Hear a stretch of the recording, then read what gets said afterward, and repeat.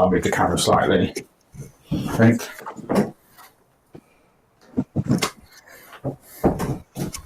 There we go, a bit more central now. Yeah. You gotta continuously look at yourself, aren't you? I don't know whether to turn the screen down so that'd be alright. Well. Oh yeah, we should probably introduce the podcast. Yeah. How it works, isn't it?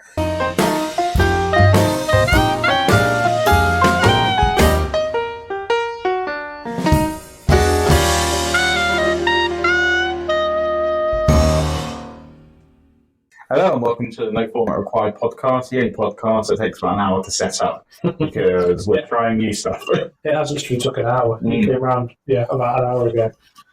Yeah, I came around about 7:10. It's now almost 8 o'clock. We spent more time setting up the podcast than we do actually recording it.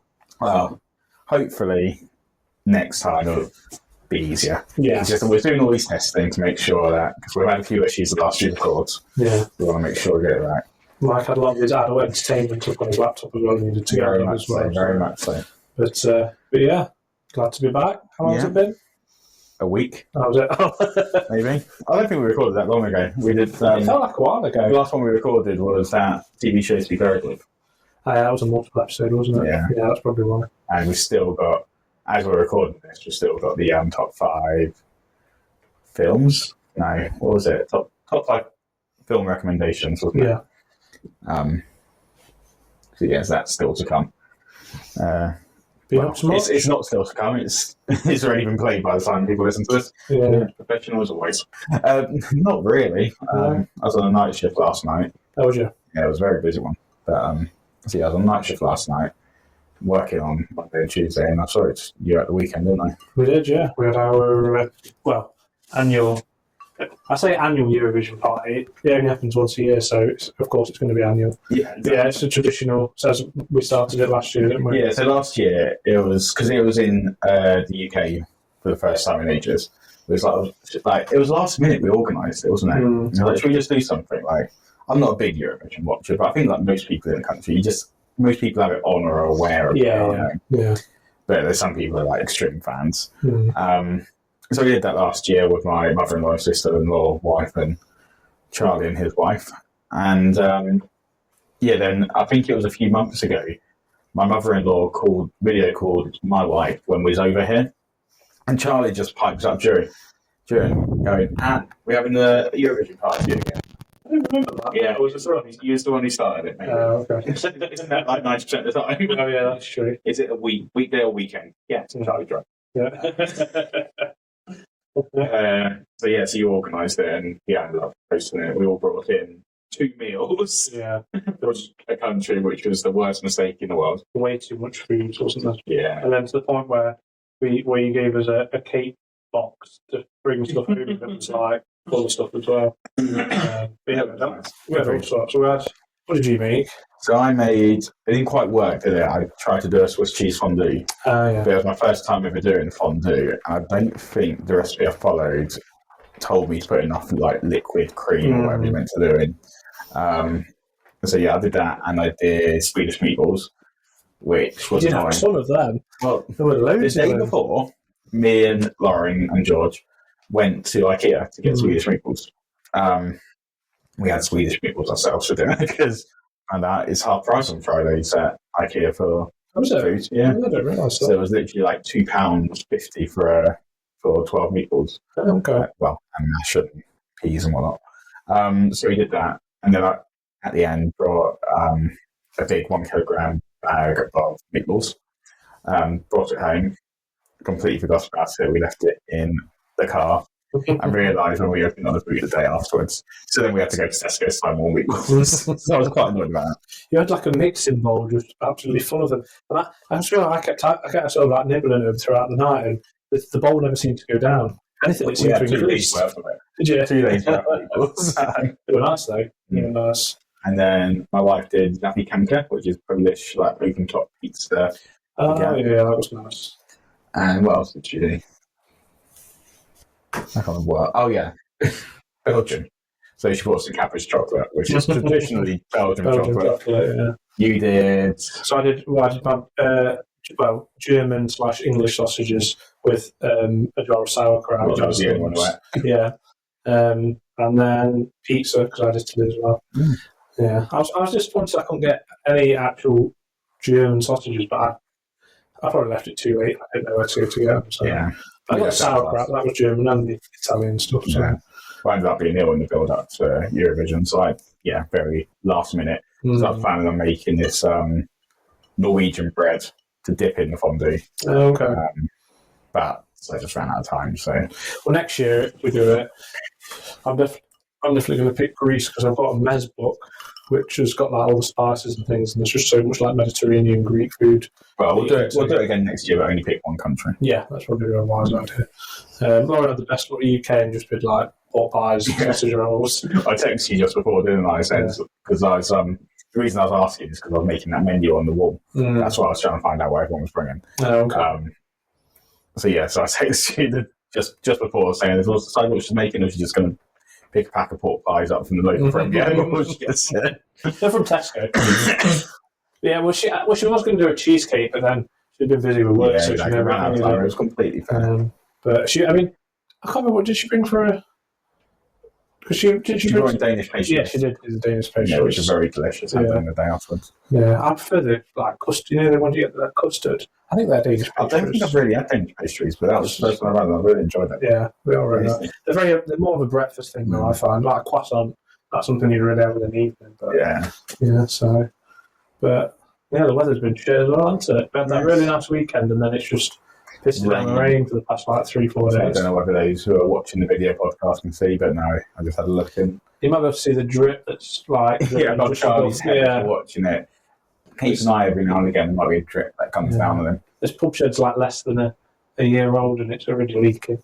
I've only one leak. You'll be able to It's strange though, because I got a leak out. I think there's been a leak over on the other side of it because my beer mats that I've got up on the joists, one of them's like black and mouldy. Oh, really? So I thought, that's... But then I've never seen it wet, so there's another drip there. I know, I thought I just saw one of them. Oh dear. I think with leaks, my house, when I bought it, there were leaks everywhere, and even now this pub shed, there's leaks. We've got a leak in our bath at the moment. I'm trying to work out how to fix it, whether I need a new tap or whether I'm just able to replace the seal, but I've never done anything like this before. No. I undid it all earlier today, and so basically, it was whenever we were showering, whenever Lauren was showering, we couldn't work out why. It was very odd. And then but it was coming down through our boiler, down into our kitchen. I'm like, what's going on? Slowly worked out, so I took everything apart and everything. It's because Lauren has a shower lower because she's smaller and she also has a lot longer showers than I have. I'm like in for I basically have a shower every day, but I'm in very quickly done. So what was happening is because it was lower, the water was going onto the tap, and then leaking through the seal between the tap and the bath, and then leaking down the pipes down into the boiler and stuff. Sorry, as you were saying that, I'm pretty sure I saw another video. Well, maybe I didn't. Maybe I'm imagining.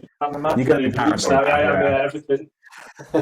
So I'm trying to work out whether I just need a what's it called?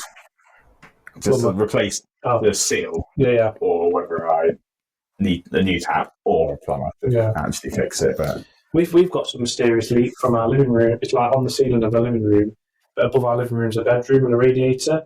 And I felt all around the radiator, the things, and I've let the air bleed in it. Yeah. Checked all around, checked the carpet underneath, all bone dry. But there's this sort of like a big T-shaped leak, but it's dry now. When you touch it, it's dried.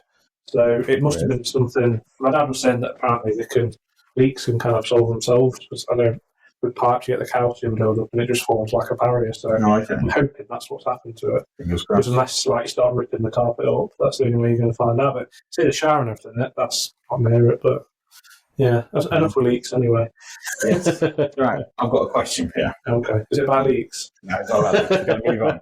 So this is a conversation starter that honestly ripped through our lab at work.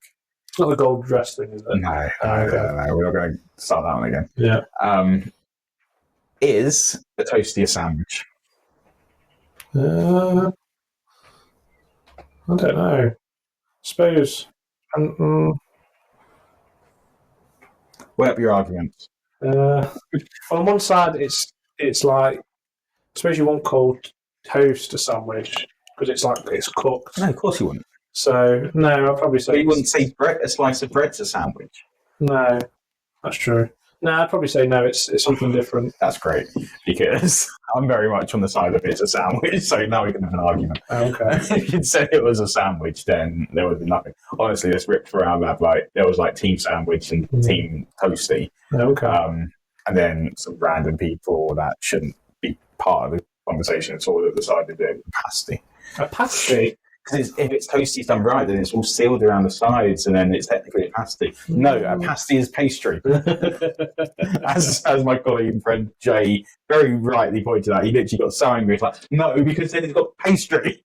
Then you have an argument of it being a calzone. Oh, no. That's the same. That's just a big pasty, isn't it? But yeah, no, my very much argument is it's a toasted cheese sandwich.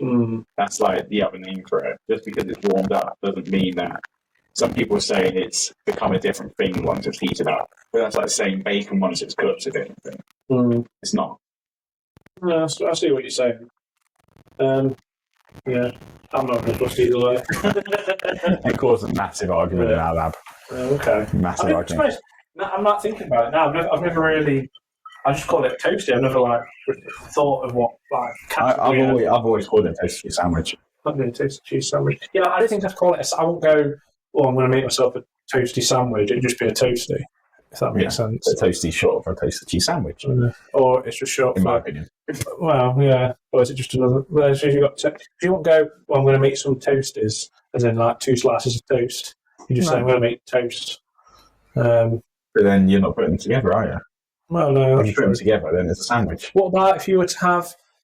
Well, I suppose I know what your answer is going to be. But when we make sausage sandwiches, Lauren has her bread toasted, so she'll obviously toast the bread and then have the sausages in the middle of it. So what would you just call that sausage?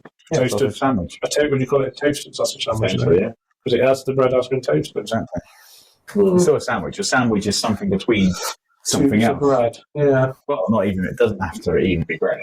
What would my argument? Well, the definition of a sandwich is something like a sandwich here at university is like you do your university degree, but in the middle you go on placement. So it's a sandwich between 2 other things. Okay. A sandwich. But food-wise, what else would you have that wasn't a sandwich that wasn't between 2 bits of bread? In terms of bread, nothing. No. You won't have anything else. But no, the terms used, I see what you're saying. I was hoping you were going to say some weird food. Like a quesadilla, is that a sandwich? Because that's between wrap. Yeah. Wrap is bread technically. What's quesadilla in? Quesadilla, isn't it? Just like no, as in what does actually it's a Spanish word, isn't it? So what does quesadilla mean in English? Or is it just quesadilla? It's just like I'm trying to think of a French word that just means déjà vu. Like, there's no English word for it, is there? It's just déjà vu. Yeah. But is there no English word for déjà vu? No, just like saying again. Yeah, there's a few words like that where it's just that there is no English version to it. That's just what it is, déjà vu. I like looking at those sort of things, like this country, like I might be making up these facts, but these are the sort of things that some countries have words for, like that feeling that you've left your wallet at home, and they've got a word for that feeling. Oh, really? Yeah. It's really interesting when you dive into what countries have words for certain feelings and thoughts and provokes. Well, I was having a read about different languages and things, and apparently, the English language is one of the most difficult ones to learn, according to this article. Apparently, how many tenses are there? How many? What? Sorry, tenses. Current. That's for 3. Yeah. Apparently, there's 12.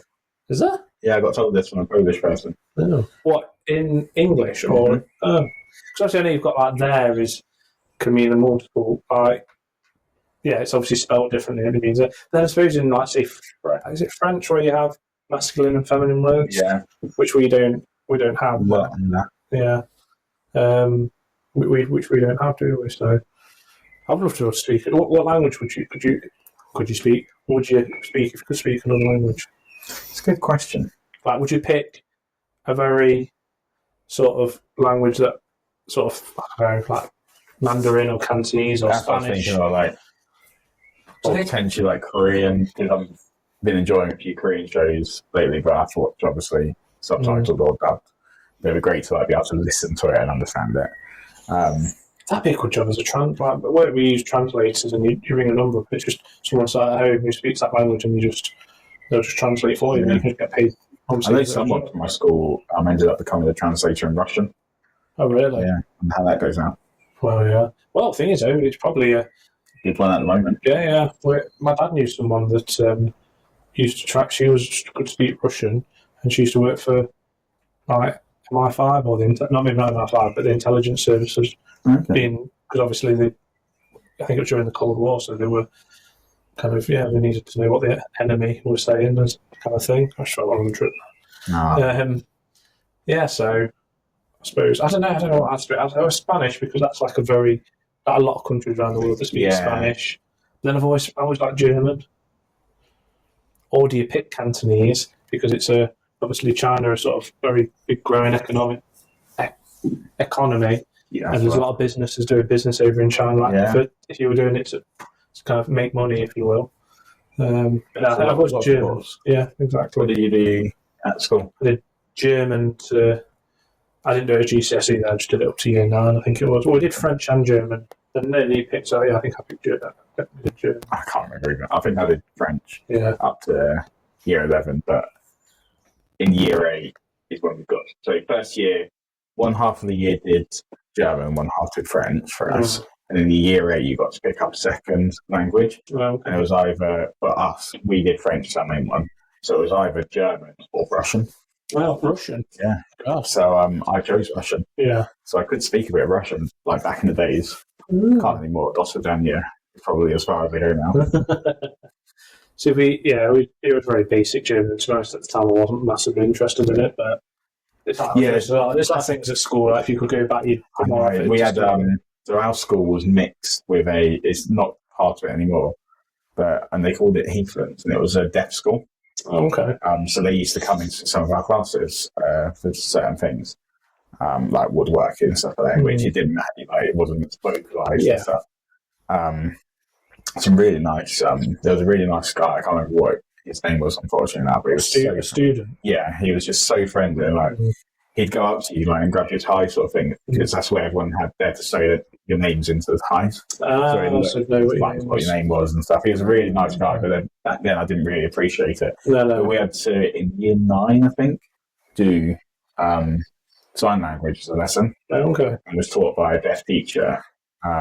Obviously, being a kid, you just don't think about it, and we just messed around and talked because we get away with it. I think sign language, I mean, they do it in early years now, like they do, like for young kids, like thank you and, like basic sort of sign language. I think, it's really important. Yeah, I agree. I really regret my opportunity there. I think it would have been such a great life skill to have. Yeah. And especially when you're a younger age, you absorb more. Yeah. I say it's easy to pick up a language when you're younger, then I'm pretty sure I've just seen another drop. Charlie, if you're watching the recording, Charlie's... If you're listening to it, go back and watch the recording on Spotify and YouTube. For those listening, I'll put it there. On YouTube. There it goes. Yeah. Oh, Charlie's literally going to be looking around the whole record. It's like a leaking ship in here. It has leaked on sort of, just reminded me of some bacon flavoured fries that you gave me. So I apologise for the country, but something like in the cinema now. Yeah. They are nice though. They are. I do like them bacon ones. They're one of my favourites. And I was debating. So expensive razzles, aren't they? Yeah. So Mike made me a bar snacks board. Board. That's probably the way to put it. So he's put 6 bulldog clips. So then I've all got, which is quite actually a really good idea. Sort of using the bulldog clips. So do you know what that's made out of? What, the wood? Well, the wood sold scaffold boards. Yeah. Which many years ago, me and Lauren brought a few with our friend Tom and turned it into our bed. Oh, really? And then when we wanted a new bed, we turned that bed into a bench and a footstool for the garden. Okay. Footstool broke, and that is the rest of the footstool that remained. Oh, okay. So that was our bed. Oh, Mike slept on that. Yeah. Well, it's the headboard. Was it? Well, the bar top here, that's scaffolding planks. Yeah. I don't think this is on pallet wood, but they are. I mean, the shelves that we've got in our living room are scaffolding planks. It actually looks like the colour that you've painted it looks the same as the bar. Yeah, the What's the word for it? A wood stain. Yeah, the stain. Yeah. Well, this, I mean, it was the one that worked for the bar was, I think it was what it used to actually paint the outside of the shed. So yeah, but yeah, no, it looks really good. I've been meaning for ages to get one, like the bar snack thing. But when I've looked before, like they're quite wide. Like you can buy, it wouldn't have been a proper one like that. They've just been you buy the packs already, like thing of them. They fit like 4 or 5 in a row, don't they? Yeah, it would have been. There'd been no. I mean, the interest could put it would have been. There's only 6 in the one that I made, Charlie. Yeah, which is fine. I'll replace it after some. I'm trying to think what to replace it with. Nuts. I went some more than bacon fry things, because they were really nice. Yeah, gone from pound structure. Yeah, but yeah. So that's. I mean, I was looking around before I put it up. I was umming and ahhing where to put it, but it actually fits really well in there. It's a space which you wouldn't really use. No. But, yeah. And I was then going to put little bottle tops over where you can see the screws, but just to cover them. But no, I think I'll leave it as is. It's obviously all burnt in as well. Oh, is it? Is it burnt in? I said to Lauren, I was like, it looks like it's. I said, I'm not sure if it's been done in pen, but I was like, no, because it seemed like more grained into it. Yeah, a bit of hierography there for you. Oh, very good. That's something that you have to have a steady hand with to do that. Oh, it's only ages. You can't really, if you make a mistake, then it's kind of like you need to use another bit of wood, don't you? Yeah, very much. Yeah. I'll trace it out beforehand and then do it, and then I'll go over it again. Yeah. The hardest bit is when you go against the grain. Okay. So doing a C is very difficult because it just once you're curving down, it just wants to go straight down. Yeah. We'll definitely put some time and effort into that, didn't you, Mike? You're welcome. Yeah, it's really good. That's why it was for Charlie's birthday, which is back in August. You should have just left it. I'd forgot, because I remember you said you were making something, but then I'd completely forgot. It's been half sanded in our garage for like the past almost year. Oh, really? Yeah. And I'm going to get so I've got a, what is that called?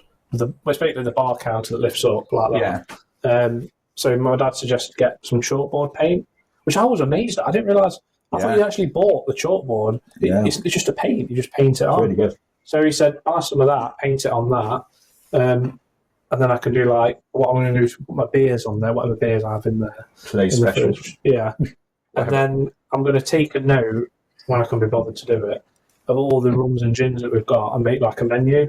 Oh, nice. And then put say, I don't know, Kraken, and then just put a little bit about the percentage, and I've copied something off the internet, put into it. Make like a gin and rum, because we've got fucking shitloads of rum and gin.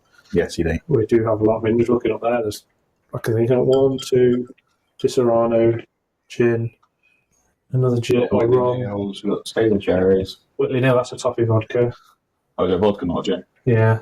So we've got toffee vodka, Sailor Jerry's, Kraken, Disaronno, there's some sort of gin. Yeah. I think that might be a gin as well. And then that's one of the ones I bought back from Mauritius. It's the ones where you can use it and then fill it back up.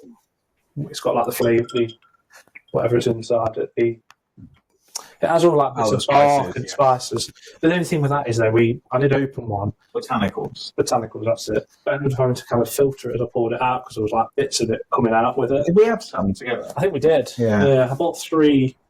Yeah, I bought 3 bottles of it back. So I've got so much rum. So much rum. And Lauren's got so much gin.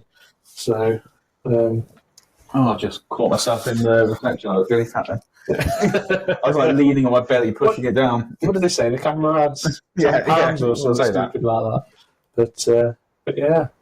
Well, I started playing this new game that's come out on the Game Pass. Well, it's come out generally, but I'm playing with the Game Pass, called Manowar. Never heard of it. You can buy it on Steam and things, but it's been released, but it's not the full game, if that makes sense. It keeps saying it's a game preview. It's not a demo, but it's like basically in development still. So they've kind of space. Yeah.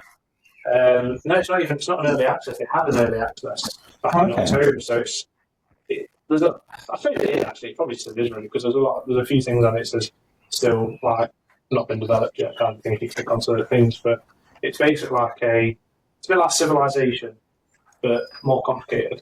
I found Civilization complicated. Yeah.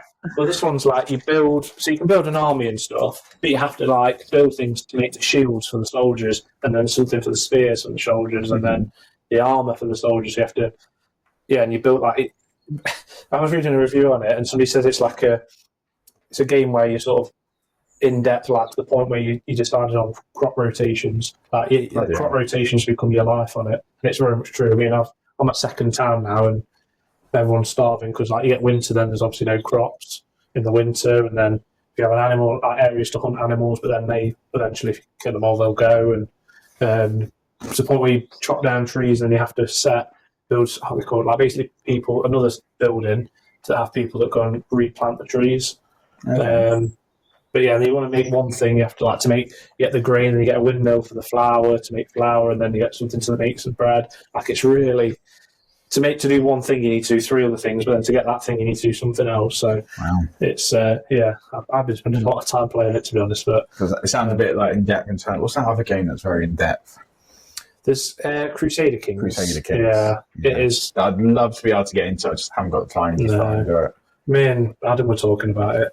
And yeah, he suggested it to me. I think we both downloaded it, and I struggled at the tutorial, never mind the actual game. That's a real, very complex game kind of thing. That's what, if you had retired or you didn't need to work. It's an interesting game to play, isn't it? Yeah. Oh yeah. You know what? I don't know why any of this has reminded me of it, but there was a game, nothing like this, but you played God basically in this game. It was called Black and White. Yeah, that's and you had like this little creature that was like down on Earth that you sort of like controlled and got to do stuff. You cast spells in your villages and stuff. I remember that was amazing, and that should have been a proper franchise. I think they did a Black and White too. I never played it, but yeah, okay. I should remember that game. See, I like some of the older games. I think it was last year I did remastered Command and Conquer Red Alert. I think. Oh, really? And you could basically press the space bar for the old graphics or for the new graphics. So the gameplay was exactly the same. There was no different for gameplay, just updated the graphics. But I must have spent a good sort of 4 or 5 hours, maybe even longer, playing it and trying to do it. But it's just annoying because you've got most strategy games now. It's like you have units that are grouped together. But this one, it's just like you create one soldier or one tank or one. So you have to double click, to do it. But I spent so many days on Command and Conquer Red Alert. Tiberian Sun. Yeah, it was Command and Conquer, wasn't it? Yeah, Age of Empires. And what was the other Civilization. No, like I said, I couldn't get into that. I struggled with that. It was a step above for me. But the other one I played was Star Wars Galactic Battleground. Yeah, that was a good one. Me and my friends used to play it, and because at the time it wasn't, we were just around each other's houses, so we'd take it in turns where someone would create an enemy army, and then you'd create your army, and then you give it to your mate, and they would create the enemy army, and then you'd have a go at trying to fight that army, and then, which was good. I used to play, there was another strategy one called, there's a Lord of the Rings Battle for Middle Earth. There was 1 and 2. You've always told me about that, which you want to get it. Yeah, but you can't, which annoyingly, I did have it on CD somewhere, but I obviously got rid of it years ago. I think a lot of the licensing for Lord of the Rings games has gone because you can't download it anywhere. It's not legal one that used to be amazing. Oh, the actual console one. Yeah. We had all 3 of them at Fellowship. Yeah, Twin I remember Towers, Two Towers being the best one. Yeah, Lord of the Rings Twin Towers. That would have been a bit of a darker story. Yeah, that would have been. Especially as the first Lord of the Rings came out in 2001. Yeah, that's true. Yeah, that was a good one because you could pick your character, didn't you? And again, I remember with a couple of my other mates, we were around and we'd because we couldn't unfortunately, you couldn't do it 2-player. It was just 1 player. How could you not? I remember. I think it was the second one. I remember we'd take it into one of us would be.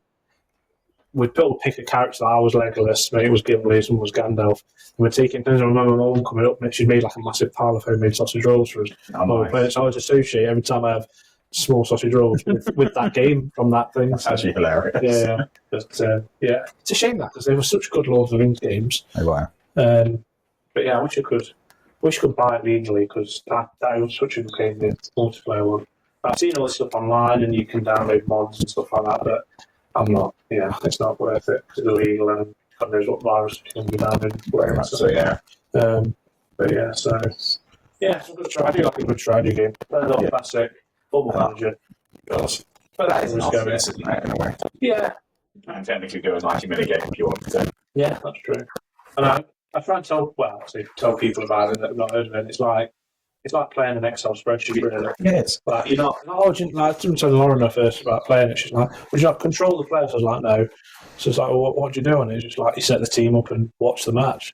I did see a thing once in which like these jocks, if you will, were taking piss out of people playing Dungeons and Dragons, and then they went home and played Football Manager. Oh, really? And it's like, well, and then like the article was basically sort of copy. Was basically saying about how they're basically the same. Yeah. In terms of your Oh, crew. Yeah. It's just, I suppose Football Manager is just a sports version of Dungeons and Dragons, isn't it, really? But yeah, it is an addictive game. There's a book that came out called Football Manager Ruined My Life. Oh, really? And I think it's about, I don't know if it's about one guy's story or it's multiple stories, but like people, I've read like things where people have had divorces and stuff because it's like took over the lads. They've become like effectively like addicted to it. And I can see it. It does have like I've been like playing it and then looked at the time and gone, God, I've been playing it for quite a few hours now. I need to like come. I didn't used to play a lot. I used to play 2005, 6, and 7. Okay. The ones I remember the one that I played, the big sort of like hack was getting Freddy Adu. Oh yeah. Early days. Yeah. There's a lot of like players that have been rated highly on Football Manager and then been really shit in like real life, and then the other way around where you've got highly rated players in real life that are shit on Football Manager. I like some of the AI players that come through when you're like quite far into it. Some of them just look terrible. Really? Yeah, like just their faces that they are. Just like one guy looks like a troll, and it's funny. And some of the random names you get and things like that. But yeah, it's good. It's a good game. I do get it every year. But apparently this next year's one, so it'll be this is FM24, so it'll be FM25. Apparently there's some real big updates. It's going to kind of going to change it. I think they do it every so often, but you can like this. I remember the first updates like 3D. And stuff that was a big one. Yeah. They are good though because they do like they do ask like if you've got any ideas to send it into Sports Interactive and they look at it. It's a game though which it's like there's a reason that it comes out every year because it is literally they just type those numbers in and update a few things sort of thing. So it's easy enough to do it every year. Yeah. But to be honest, you could probably I'm pretty sure like you can get all different databases. Like you can download like people have done databases from like the 90s and the 80s and stuff like that. So you could play old databases. So I mean, if you wanted to, you could keep this season's one and then just get the data. Somebody would have done database for the next year's one. But it is a good game. I remember I was playing that, and then I left an app from my phone called Football Chairman. And it's actually start with the club. You basically all you do is hire the manager, and then you're more doing the finances, like upgrading the stadium, and like basically the manager say, I want to buy this player, so you're like, I'll bid this much for him, his contract. It's literally you play with your thumb. Like, so it's not thingy, but again, I got addicted to that. She started in like the lower. You have an addictive personality, Charlie. I think I do. Well, there's one point I remember I had Football Manager on my laptop, and while there was loading or it was in a game, I'd be then getting my phone out and playing Football Chairman, like, and to the point where I was just depleting my battery on my phone. Wow! And I managed to get the team. I can't remember what the team was called now. I remember they played at the Hostopia Arena, and then you start off from like I think it's like sort of Sunday League level kind of thing, and then I managed to like get them up to the Premier League. How many hours I must have spent like because obviously you can do a season quite quick because you just keep pressing or whatever. But yeah, then if you go too, eventually you end up getting like into debt, and then I was doing these things where if you watch a video you get 20 grand of in-game money and stuff like that, and I was just doing that just to keep it. I was like, okay, I need to come off this now. I do. Some games have an addictive I got addicted to that F1 manager for a while. See, I've not tried that. I didn't mind that one. But then I lost my save, so I was annoyed. Oh, really? I don't think I know enough about F1 to do that. Okay. But you've got to tell your like racers when to use the DRS, when to come in. Oh, really? Yes. Because I think it's the same people that make Football Manager. That's right. I think. I'm not 100%. It is good. I did enjoy it. I might try it because it's on the Game Pass, but then that's something else that I'll come addicted to. Yeah, so much. Yeah. What did you think of those videos I sent you the other day on that show called Game Changer? In which, what was the clips I sent you about? They were, I've got my phone. I can't remember what the clips were now. No, not some. I remember you sending me clips. Yeah. I can't remember the musical, or the build up to the musical was one of them. Okay. So in which So in Game Changer, one of the games they played is called Make Some Noise. It's got a spin-off from the Game Changer game. But for listeners, Game Changer is this amazing show that I discovered on this channel called Dropout TV. There's 6 free episodes on YouTube that you can play, otherwise you've got to do a subscription. But each episode is a different game. So it might be like they're locked in, suddenly like they're in the green room, like preparing for the episode, but actually secretly they've been locked in there and they've got to escape the green room. Or Make Some Noise, which is basically whose line is it anyway? They're given a prompt. Yeah. But they don't know what the rules of the game are. They've got to figure it out as it goes on. So Make Some Noise literally appeared on the prompt was cow. And they're like, COW? And then moved on to the next player to even getting points, cow. And then the next player just went moo, and then they got a point. So they realised they've got to do it. But the prompts obviously got a lot more extreme. Yeah. But a really, really funny one is someone had to do an impersonation of an Australian German teacher. Okay. So he's basically doing a German accent, or speaking German and Australian accent. It was really funny how they did it. Okay. But yeah, the show's really funny. Yeah. I recommend it for everyone. Yeah, it's the college thing. Yeah, College Humour. Yeah. Well, it spun off from College Humour. Yeah. Because I think College Humour lost all their money, but this guy called Sam Wright, who was part of College Humour, he basically brought it because he's got lots of money, I think, from his dad's like a politician. Okay. So he ended up buying it and calling it Dropout TV. Oh, okay. But yeah, really good. I'm watching a show on it at the moment to bring us full circle to finish the episode, maybe. Watching a show on it called Total Forgiveness. And basically, so two people, Ali and Grant, they go in Sam Wright's office with the camera crew, being like, we've got an idea for a show, we want to pitch it. Like, Sam had no idea what was going on. He was like, I'll let you do one episode, see how it goes, sort of thing. And basically, their idea is they want to sort of bring awareness about student debt in America. And both of them have a lot of student loans. So the idea was there's going to, the company, Dropout, was going to give them money. So I think they ended up, it's £70,000 split between the two of them. So the first challenge might be worth $500, next one $1,000, and slowly builds up. And they set each other a challenge that they have to do, and if the person doesn't do it, then they get the money. Okay. So that's the concept of the idea. So the first episode, I can't remember what they did now. But like one of them, I think, in the second episode, Ali Beardsley has to dye their hair green and get a fake tan orange. They look like an Oompa Loompa, and then they have to go and change their passport photo or driver's license. And then the other person had to wear a shot collar. Oh God! Yeah, like the dogs. Yeah, like the dogs. And he got 3 chances if he set it off 3 times, and he didn't win the money. He set it off once, but he wouldn't do it. He refused to talk, so they put him in a room with a bee for 15 minutes, and he's got a massive phobia of bees. Oh, really? So it's ridiculous. But the way to bring it full circle was the latest episode I was watching. Ali Beardsley is locked in a coffin for a whole working day. Yeah. And Grant's, coffin? Yeah, and Grant's tormenting them. Yeah. Grant's tormenting them in it. And one of the things he does to torment it is he says, the definition of a sandwich is... I was like, it's just like irony. I'm literally, the other day we were just talking about at work, and now I'm watching a show in which they're talking about the definition of a sandwich. Yeah. God, that sounds horrendous being locked in a coffin. I assume there's like a little camera in there so you can... Yeah, there's a little camera so you can see what they were up to. What did they sleep to toilet for a whole day? It was 8 hours a working day. Yeah, still. Sure, maybe they let him out. It was filmed. You don't know what goes on. It's not filming. God. They gave him a sandwich as well for them to eat like at lunchtime. Yeah. A tuna sandwich, and they just put it in there and closed the door. Oh, really? Which I thought was very funny. Yeah. Okay. It was a lot harder a challenge than Grant, so I had to go camping. He doesn't like camping, so it was a torture for him. Oh, really? Yeah. God, camp naked in a forest in freezing winter than like just go in a coffin. Really? Yeah. I'm not claustrophobic, but that's something that I've always like, you know, if on telly when you see in films or stuff where somebody's like trapped in a coffin or boxing. Marriage of Brian Reynolds. Yeah, watch that. Oh. There was an era of like trapped sort of films. You remember Colin Farrell's Phone Booth? Yeah. But he wasn't trapped in there, though, was he? There was a sniper or something. Yeah, there's a sniper on him and told him he has to keep talking and stuff. Yeah. But in Bearers, I can't remember. No, I don't think. I can't remember. It's been years since I watched it. Absolutely years.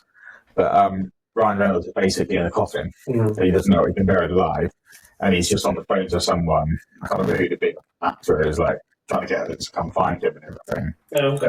Like, they think, spoiler alert, for the end, thinks he's found him, digs it up, it's not the right person. And he just cuts to, it was like, coffin, like, being buried sort of thing. Okay. Yeah. Oh. Was it a serious one or comedy? It's a serious. Oh, was it? Oh, okay.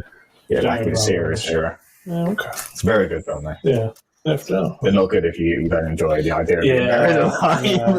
Yeah, it's not something. I mean, I was even watching Toast of London the other day, and there's a bit where he ends up he's doing this film, and he has to be in a coffin for part of it. Then the film runs out of money, and the director kills somebody, and he ends up just being. He just has this phone that's Toast of London is so good, isn't it? Yeah, I do want to watch that Toast of Tinseltown, but I cannot find anywhere. Like I said, it's nowhere near as good, so you're not missing out. I do want to try and watch it though. You need to listen to the audio book as well. Yeah, we were talking about that today, weren't you? Shall we wrap it up? Yeah, let's wrap it up. Yeah. Let's leave it there because I'm also feeling really guilty every time I put one of these cushions on. They're really nice. I forgot you were eating them actually. Yeah, I've been trying to munch them quietly. Yeah. I apologise if you've been getting them every now and again. But no, thank you for listening, and we shall see you next week. Yep. And as always, give us a subscribe, a like, a follow, whatever you call it, and a 5-star review. Yeah. That'd be amazing. Yeah. Thanks for listening, guys. We'll see you next week. See you next week. Bye.